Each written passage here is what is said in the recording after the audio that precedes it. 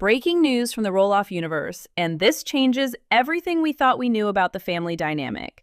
We're talking about a situation so volatile, so legally complex, and so emotionally devastating that TLC cameras were allegedly forced to cut the feed. We have received urgent reports regarding Matt Rolloff's recent back surgery, a procedure that was supposed to be routine, but has reportedly spiraled into a family-shattering standoff involving hospital security, a secret legal document, and a crying Zach Rolloff in a hospital lobby. If these insider theories are correct, what happened in that recovery room wasn't just a medical emergency, it was a calculated coup. We are looking at what we are calling the medical lockdown theory. Before we dive into the minute-by-minute breakdown of this alleged incident, you need to understand the stakes. This isn't just about Matt's spine. This is about control. For years, we have watched the slow erosion of the Rolloff family unit, but what took place last Tuesday takes the manipulation to a level we have never seen before. We are hearing whispers that police intervention was threatened against Amy Rolloff at the hospital. You heard that correctly. The mother of Matt's children, the woman who built the farm alongside him, was reportedly barred from the surgical floor. And the reason? A secret document that Matt signed while arguably under duress or influence. We are peeling back the layers on the power of attorney plot. Let's set the scene based on the fragmented information coming from our sources on the ground in Oregon. Matt Rolloff has been struggling with his back for decades. We know this. It is his Achilles heel. When Matt goes in for surgery, he is vulnerable. He is scared. And most importantly, he is heavily medicated. Anyone who has undergone major spinal fusion knows that the recovery drugs are potent. You are not yourself. You are suggestible. And according to a terrifying new theory circulating among insiders, this vulnerability was weaponized. The timeline begins at 6 a.m. Matt is wheeled into the prep room. The mood is somber. Usually in these situations, you would expect a rallying of the troops. In previous seasons, whenever Matt had a health scare, the family put their differences aside. Amy would be there. The kids would be there. It was a moment of unity. But sources suggest that this time, the atmosphere was icy. Why? Because Karen Chandler was reportedly acting as the gatekeeper from the moment they arrived at the facility. We are hearing that days before this surgery, a specific legal document was executed. This is the smoking gun. We believe Karen may have convinced Matt to sign a medical power of attorney. Now, on the surface, this sounds standard. Partners often hold this power. But in a family as fractured as the Rolloffs, giving Karen the legal authority to make medical decisions, and more importantly, to control visitation rights, is akin to handing a loaded weapon to a hostage taker. The theory is that this document was presented to Matt as a safety precaution, buried perhaps within a stack of farm estate paperwork or NDA updates. Matt, trusting Karen, signs it. He unknowingly hands her the keys to his isolation. Fast forward to 10 a.m. Matt is in surgery. The procedure is long and risky. In the waiting room, the family begins to gather. Now, despite the feuds, despite the farm negotiations falling apart, Amy shows up. This is crucial to understand. Amy Rolloff, for all the drama, has always shown up for the father of her children when life hangs in the balance. Witnesses claim Amy, Zach, and Tori arrived at the hospital lobby looking visibly anxious. There was no filming crew with them. This was real life. They were there to support Matt. Zach was reportedly pacing, holding his phone, waiting for updates. They were acting like a family. But then, the shift happens. This is where the narrative turns into a nightmare.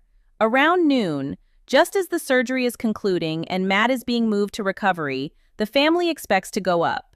They expect to be the familiar faces Matt sees when he wakes up from the anesthesia.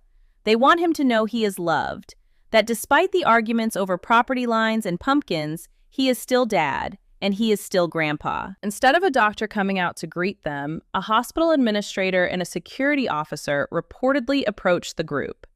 Imagine the confusion. Amy stands up, coffee in hand, expecting news on Matt's vitals. Instead, she is hit with a stone-cold directive.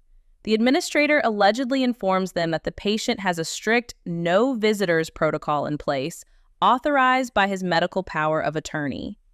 Amy, understandably, is confused. She likely pushes back, stating she is his ex-wife of 30 years, his business partner, and these are his children. The bond between a father and his children usually overrides a girlfriend's preference. But the law is the law, and hospitals are terrified of lawsuits. If the power of attorney says no visitors except the agent, the hospital must enforce it. The insider reports allege that Karen Chandler had enacted a lockdown on Matt's room. She effectively banned Amy and the kids from the floor. This is the villain's move we have been warning you about. By barring them from the room, Karen isn't just being petty, she is controlling the narrative. Think about it. Matt wakes up groggy, in pain and confused. He looks around the room. Who does he see? He sees Karen. Who does he not see? He doesn't see Amy. He doesn't see Zach. He doesn't see the grandkids. In his medicated state, he doesn't know they are downstairs fighting security to get to him. He doesn't know Zach is in tears in the lobby because he can't see his dad. All Matt knows is what Karen tells him. And this is the terrifying speculation. Karen leans over the bed, holding his hand, and whispers, "I'm the only one here, Matt. They didn't come. They don't care. It's just us." She is rewriting reality in real time. She is confirming his worst fears, that his family only cares about the farm, not him. By physically blocking them, she manufactures the evidence to support her lies. It is a masterclass in manipulation. See, I told you they were ungrateful. I told you they wouldn't show up. Meanwhile, 3 floors down, Amy is reportedly causing a scene, demanding to see the paperwork. Let's analyze the Amy arrested hook. While we haven't found a mugshot, sources indicate the confrontation in the lobby escalated to the point where security threatened to detain Amy for trespassing if she did not lower her voice and leave the premises. Can you imagine the humiliation? Amy Rolloff, a public figure, a mother, being threatened with handcuffs at the hospital where her ex-husband is lying unconscious, simply because she wants to check on him. And the footage. Oh, if this footage exists, it is the holy grail of reality TV leaks. We are hearing reports of bystanders capturing video of Zach Rolloff, the stoic son who rarely shows public emotion, breaking down in the waiting area. Zach realizes that Karen has won. She has built a wall around his father that he cannot climb. This isn't just about surgery. It's a realization that they have lost access to Matt entirely. If she can block them here, in a life-or-death scenario, she can block them from the farm. She can block them from the will. The theory goes deeper. Why would Karen take such a drastic risk? Banning the family is a declaration of war. If Matt finds out the truth, she's done. But she is betting on the fact that she can control the information flow long enough to poison the well. She knows that recovery is a long road. For the next 2 or 3 days in that hospital room, Matt is a captive audience. No cell phone, no driving, just Karen and the pain meds. It is an indoctrination period. We have to look at the psychology here. Karen knows that the audience, us, the viewers, and the family are catching on to her influence. She needs to sever the emotional tie between Matt and his kids once and for all. If Matt believes that Zach and Amy abandoned him during surgery, it justifies everything. It justifies selling the farm to strangers. It justifies cutting them out of the estate. It justifies moving to Arizona permanently. This was not a spur-of-the-moment decision by Karen. This was a tactical strike. Reports say that while the family was arguing in the lobby, Karen was texting updates to her own circle, positioning herself as the exhausted sole caretaker. "It's so hard doing this alone," she might text. "Wish the kids would step up." It is the ultimate gaslighting. She creates the void and then complains about the void. Now consider the nurse's role in this. We have heard rumors of a whistleblower staff member. Let's call her Jane to protect her identity. This staff member allegedly witnessed the interaction inside the room. According to these unverified accounts, the hospital staff felt uncomfortable. They saw a loving family downstairs and a gatekeeper upstairs, but their hands were tied by the legal document. However, human nature is a powerful thing. Nurses observe everything. They see who holds the hand with love and who holds the hand with possession. The tension in that lobby must have been suffocating. Amy, realizing she is powerless legally, has to make a choice. Does she leave and let Karen win? Or does she stay and risk being escorted out by police? This is the cliffhanger of the first act. Amy Rolloff is not a woman who backs down easily. She has dealt with Matt's bulldozing for decades. She knows his patterns. But she doesn't know Karen's playbook. Not fully. Karen plays dirty in a way Matt never did. Matt was stubborn. Karen is strategic. This medical lockdown theory also explains the sudden silence on social media during that week. Usually we get prayers, updates, and photos. But that week, radio silence. Why? Because the family was in crisis mode. They weren't posting because they were panicked. They were locked out. The silence wasn't privacy. It was censorship. As we move deeper into this story, you have to ask yourself, how did Matt not know? Or, and this is a darker theory, did Matt agree to this beforehand?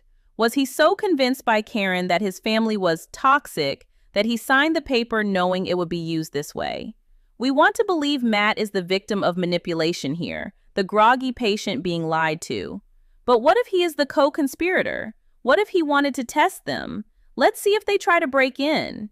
No, that doesn't fit the profile. Matt loves the image of the patriarch. He wants the bedside photo op. He wants the world to see the devoted clan. This smells like Karen's agenda, not Matt's vanity. The insider chatter suggests that Chris Marek, Amy's husband, was calm in the storm. While Amy was ready to storm the elevators, Chris was allegedly trying to charm the front desk, trying to find a loophole. We just want to drop off a card, or we just want to know his blood pressure. Chris is the diplomat, but even his charm couldn't break the seal of a power of attorney. That document is ironclad. So the first hour of this ordeal ends with the family defeated. They are forced to retreat to the parking lot. Imagine the conversation in the car, the anger, the helplessness. Zach looks at Tori, realizing that his father is effectively being held hostage by his girlfriend. They drive away, leaving Matt alone with the very person who locked them out. And upstairs, the anesthesia is wearing off. Matt is beginning to stir. The stage is set for the most manipulative conversation in the history of Little People, Big World. This brings us to the next critical phase, the manipulation inside the room. We need to dissect exactly what was said, how the narrative was spun, and how Karen allegedly kept the hospital staff from blowing her cover. Because for a few hours, she was the director of Matt's reality show. But she forgot one thing. Anesthesia wears off and nurses talk. The truth has a way of leaking out, just like it is leaking to us right now. We are just getting started. The setup is chilling, but the confrontation that happens when the truth finally breaches that hospital room door, that is explosive. We are talking about the moment the narrative cracks. But before we get there, we have to understand the depth of the lies told in that recovery room. We are now taking you inside the recovery room, behind the locked doors where the real damage was allegedly being done. While Amy and the kids were being stonewalled by security in the lobby, a psychological drama was unfolding upstairs that rivals anything we have seen in fiction. Sources close to the production team hint that the 45 minutes following Matt's surgery were the most critical in Karen Chandler's entire tenure on the farm. This was her window of opportunity, the golden hour of manipulation. Matt is waking up. The anesthesia is heavy. The room is spinning. If you have ever been in that state, you know that reality is fluid. You rely entirely on the person standing next to you to tell you what is real. And in that room, the only anchor Matt Rolloff had was Karen. We are hearing reports that Karen requested the blinds be drawn and the room kept dim, creating a physical bubble of isolation. This wasn't just for comfort. This was to ensure that the outside world didn't exist. The theory suggests that as Matt began to regain consciousness, groggy and in significant pain, his first instinct, as it is for any parent, was to ask for his children. Is Zach here? Is Amy here? This is the moment where the narrative splits. In a normal situation, the partner would say, "Yes, they are downstairs, let me call them up." But according to the explosive timeline we have pieced together, Karen allegedly leaned in and delivered a devastating lie. We believe she told him, "Rest, honey. Nobody is here yet." When he pressed, asking why, she reportedly spun a narrative of indifference. "They're busy, Matt. You know how they are. Zach has the kids. Amy is probably working. It's just me. I'm the only one who cleared my schedule for you." Let that sink in. She isn't just saying they aren't in the room. She is implying they chose not to be. She is painting a picture of a lonely old man abandoned by his ungrateful family with only his loyal girlfriend left to pick up the pieces. In his medicated state, Matt doesn't have the cognitive defense to question her. He feels the pain in his back, he feels the abandonment in his heart, and he feels the warmth of her hand. It creates a powerful, toxic bond. She becomes the savior. They become the villains. But here's where the plot thickens.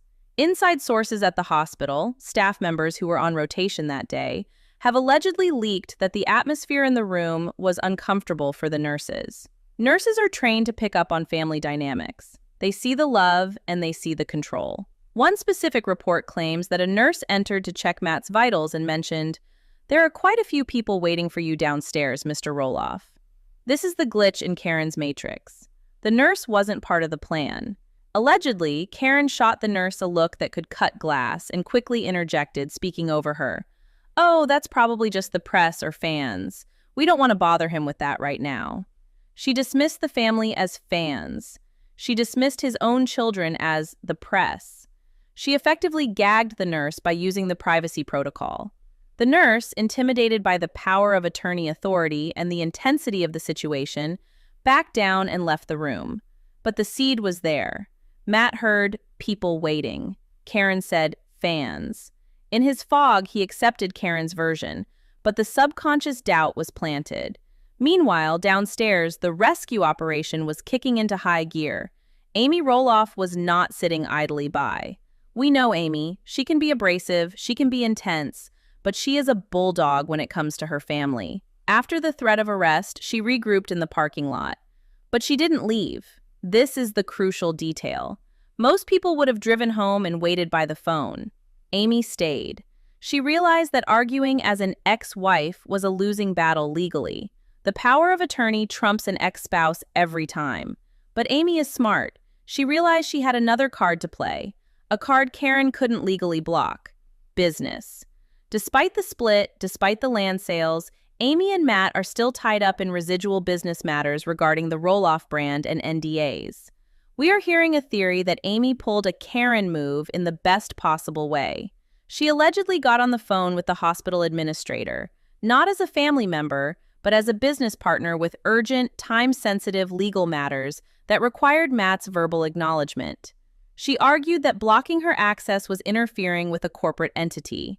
It was a bluff, a Hail Mary pass, but it forced the hospital administration to pause. They couldn't just dismiss a business partner with financial power of attorney implications of her own.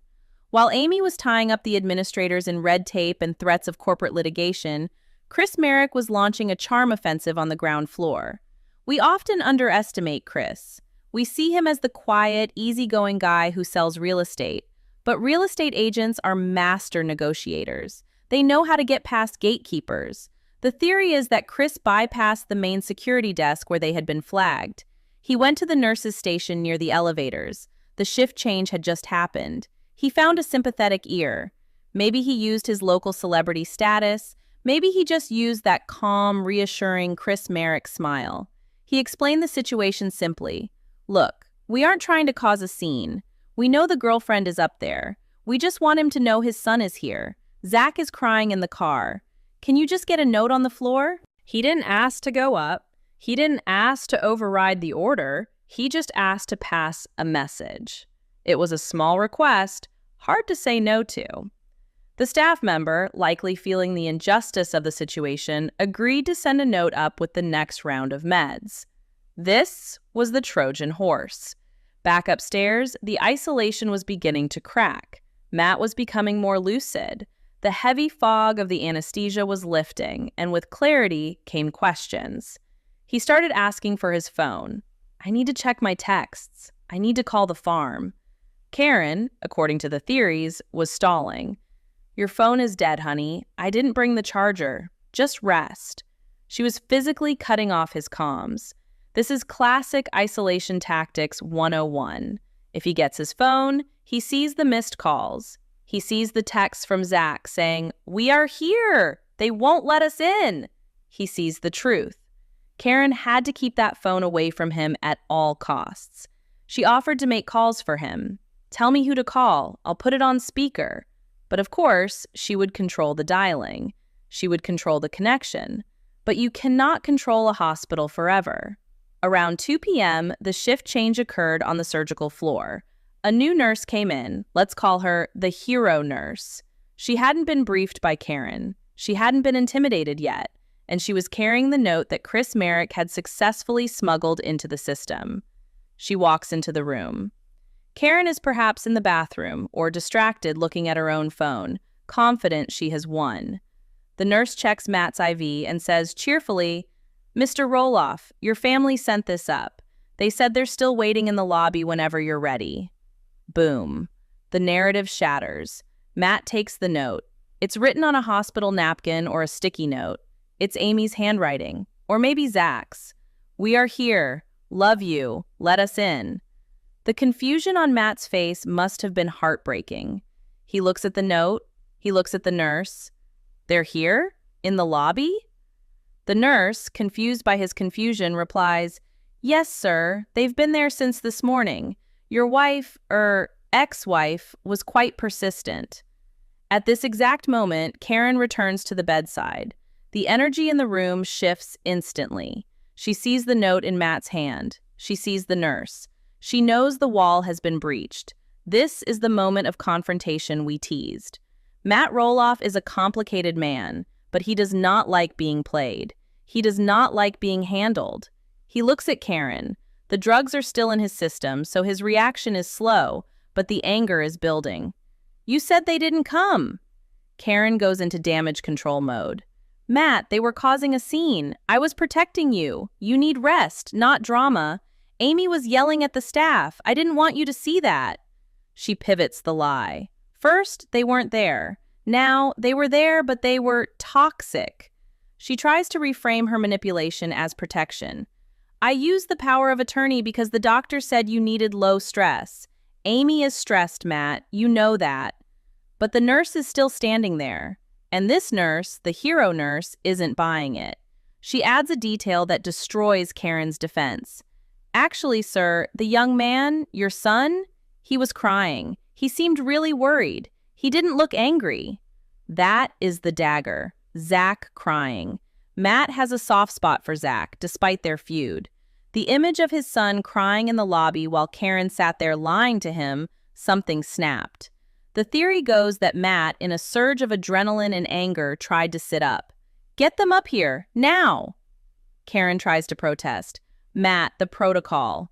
"Screw the protocol!" Matt allegedly yells, his voice raspy but authoritative. He turns to the nurse. "I am revoking the order. Bring my family up, now." This is the turning point. The power of attorney is valid only when the patient is incapacitated. As soon as Matt is lucid and vocal, he calls the shots. Karen's power evaporates the second Matt speaks for himself. The nurse nods and leaves the room to make the call. Karen is left standing there, exposed. The mask has slipped. She isn't the caring partner. She is the jailer who just lost the keys. The air in the room is thick with unspoken accusations. Matt doesn't scream at her. He's too weak. But he turns his head away. The silence is louder than any argument. He knows. He knows she isolated him. He knows she lied. Downstairs, the phone rings at the security desk. The ban is lifted. The rescue was successful. Amy, Chris, Zach, and Tori get the green light. They rush to the elevators. The elevator ride up is tense. When the doors open, they walk down the hallway. They enter the room. And the tableau they find is telling. Matt is lying there, looking exhausted and grim. Karen has retreated to the corner of the room, sitting in a chair, scrolling on her phone, refusing to make eye contact. She has been physically and metaphorically pushed to the margins. Zach rushes to the bedside. "Dad?" Matt looks at his son. He sees the red eyes. He sees genuine concern. And he looks at Karen in the corner. The contrast is stark. One side is blood, the other is business. One side is love, the other is control. "I thought you guys didn't come," Matt whispers. "We've been here for 6 hours, Dad," Zach says. "They wouldn't let us in." Amy, standing at the foot of the bed, glares at Karen. She doesn't need to say a word. The look says it all. "I know what you did." This leads us to the aftermath, the victory and the fallout. Because this wasn't just a misunderstanding. This was a failed coup. And the consequences of this medical lockdown are going to ripple through the next season in ways we can't even imagine. Matt has seen the lengths Karen will go to. He has tasted the isolation she is capable of manufacturing.